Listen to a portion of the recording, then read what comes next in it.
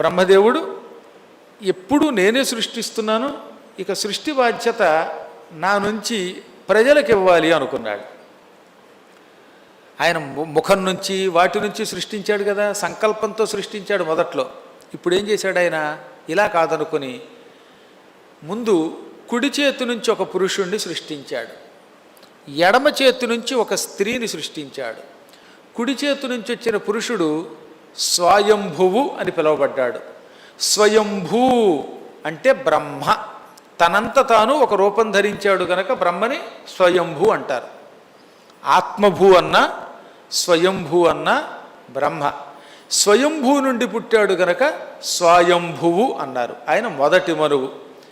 ఎడమ భుజము నుంచి ఒక పరమసుందరుని సృష్టించాడు. ఆ అందం అనేక రూపాలుగా ఉందిట, అందుకే శతరూప, అనేక రూపముల సౌందర్యమును ఇముడ్చుకున్నది. ఆవిడికి శతరూప అని పేరన్నమాట. ఈ ఇద్దరు మొదటి దంపతులు అయ్యారు. నాయనలారా, మీ ఇద్దరు స్త్రీ పురుష సంయోగము ద్వారా మిథున కర్మ ద్వారా సంతాన ప్రాప్తి పొందండి అన్నాడు. అప్పుడు వాళ్ళు అన్నారు, మాకు ఆ శక్తి రావాలంటే తపస్సు చేస్తాం అని మళ్ళీ విష్ణువు కోసం 1000 ఏళ్ళు తపస్సు చేశారు. తపస్సు చేసి ఇద్దరు దంపతులై స్త్రీ పురుషుల యొక్క రతిక్రీడ ద్వారా సంతానోత్పత్తి మొదలెట్టారు. అయినా సంతానం పెరగటం లేదట.